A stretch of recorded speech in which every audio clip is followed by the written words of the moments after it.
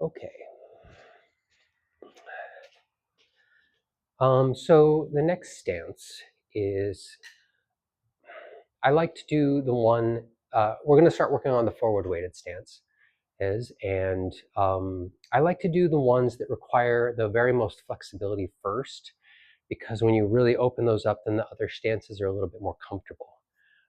So, with the back weighted stances we did, the one where you come over and really work on opening up that coxal joint. And that one actually requires a lot of flexibility here. In the same way, I like to do brush knee push as my first forward weighted stance when I do them. And it's for the same reason. It just requires the most flexibility, and working its positions open gives me a lot more comfort doing the rest of the set. So let's just take a look at those specs really quick. This is just a specs video, getting these stances in places. So you want to find a stance. Ours is a narrow stance Tai Chi. Most Tai Chis that you find anymore are, you start about shoulder width, turn one of them out about 45 degrees, slide the other one straight forward, have this sort of wide open stance. And there is that position in playing the pipa in our forms. But every other stance we have narrow stances. I'll talk just a moment about that at the end there, for the people who have followed me and are going, wait, what? But for now, just be aware, we're about this far apart. You need to find the ratio that works for your body with these things.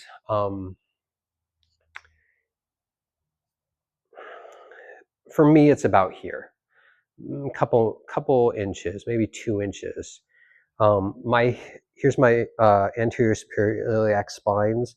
That's that little knobby spot you can find on the front that suddenly dips down, right? So that's just that forward knob, right as it, before it drops down into all that tendinous stuff there. And you can see that my feet are, narrower than that. And then, we don't turn out to just 45 degrees.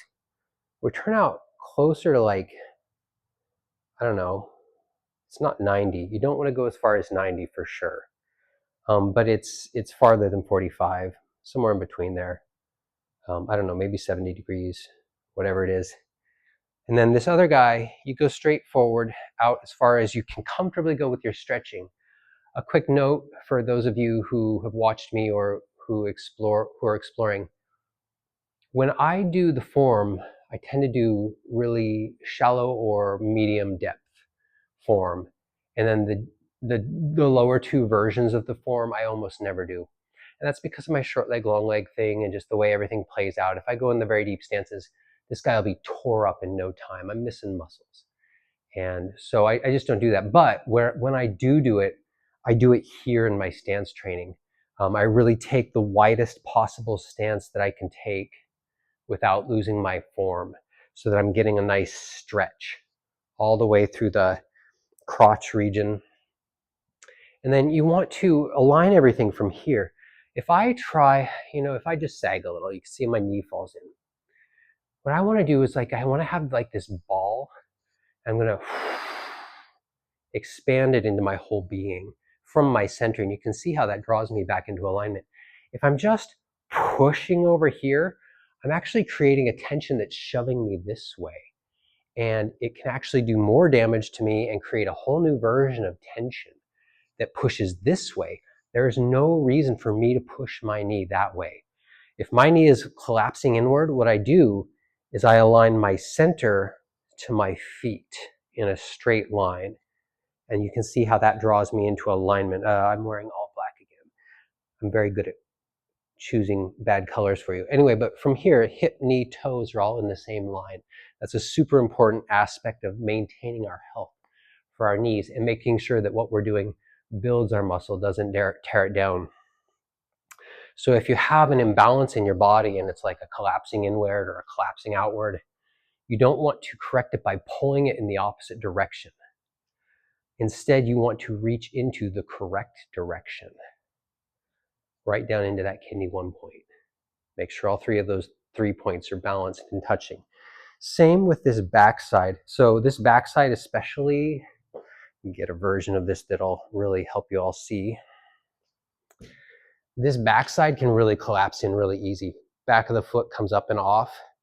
Everything falls in. No power there. Everything's just being malaligned, and it's being so that you're breaking down your health over time. Any pressure you're trying to work with, there's not going to be any power at all. So, and if I were to cock my head so that I'm looking straight from my hip, it goes straight to my knees and straight to my toes. So there is still a straight line through there, but it's just, where is the straight line? There's a Tai Chi saying, find the curve in the straight and the straight in the curve. And that's really what we're doing. You know, if you're taking pressure here and they're pushing straight, you're curving it down into the earth, but it feels like they're pushing straight into you, and yet you're sinking. That's the kind of stuff you start exploring: straight and curve, curve and straight. Well, when you're doing it without any partners, this can fall apart really quick by, you know, not minding your specs. So let me just show you again from one other angle. Actually, I want to put on my glasses and see something for a moment, so I can see where I'm centered and stuff.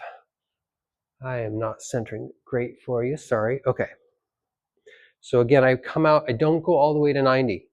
Whatever that is, maybe 70-ish degrees. Slide straight forward, try and find the spot where you can kind of sink down. Yeah, and the lowest you really want to take this stance is to, excuse me, I keep burping, is to where basically your thigh bone is at parallel to the earth. So I use stance training to really open up my deep postures, and I don't use the form as much for that purpose, for the reasons explained. So you'll see me trying to drive these things down if you ever train with me. Like, we're really getting our workout done. You're going to see me reach way out into that, really practice, boom, the brush knee push. Now, I've just finished telling you all about the legs. Arms are super easy. It's just brush knee on the front side, push off the cross-lateral back side. Back leg is the push. Front side, front leg, brush knee. So the brush knee push and the upper body are very direct and simple. It's worth mentioning, kind of a reverse ball here. Kind of a, not quite a slope, you know, there's a slope here. So not straight, not stuff like this. Yeah, and I think that's all the specs. Keep that body really upright, and listen to your knees.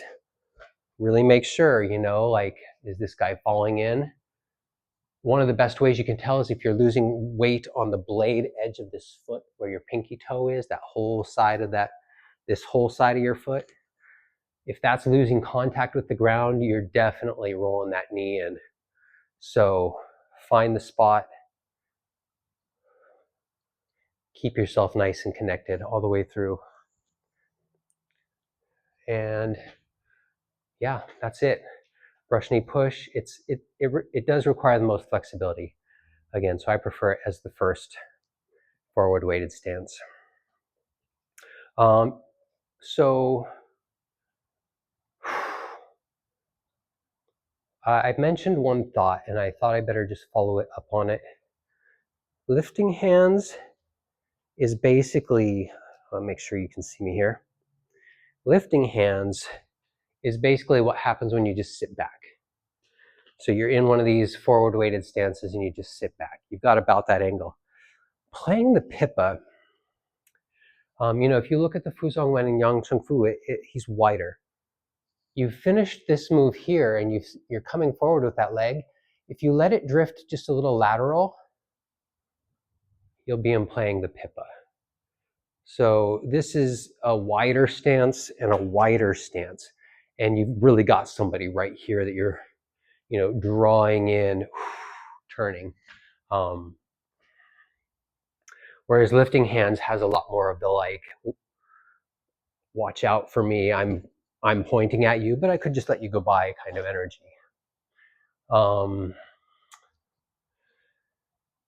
Yeah, so anyway, just food for thought. It's worth mentioning lifting hands and playing the pipa. I was never corrected by the Ty Pang lineage on that one. And as far as I can tell, I mean, I just don't remember it being corrected in there. I discovered it on my own by looking carefully at the pictures.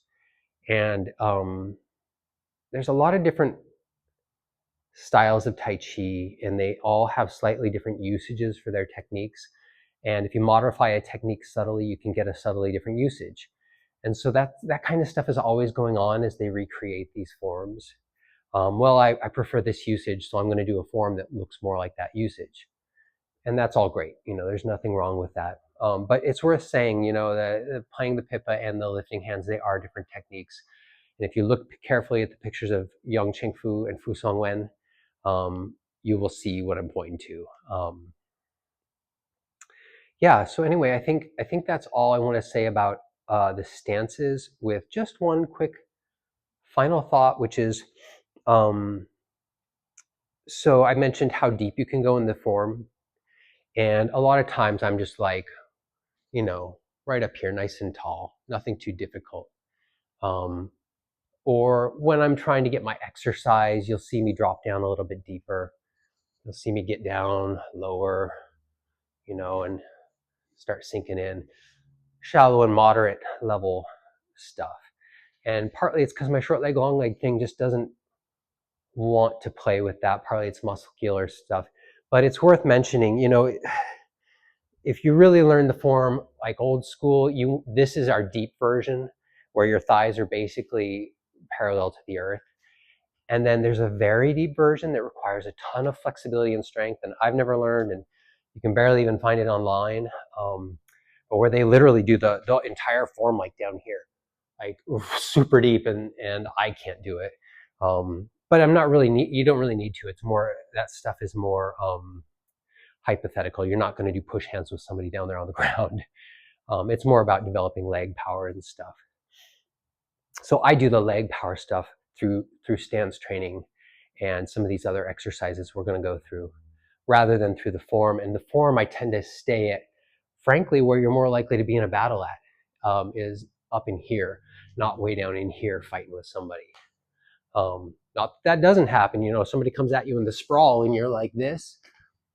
Not that it doesn't happen. So anyway, I think that sums it up. One more stance to add to our piece, just a couple of thoughts about stance training versus the form, some depth things, and yeah, we'll keep building this one stance at a time.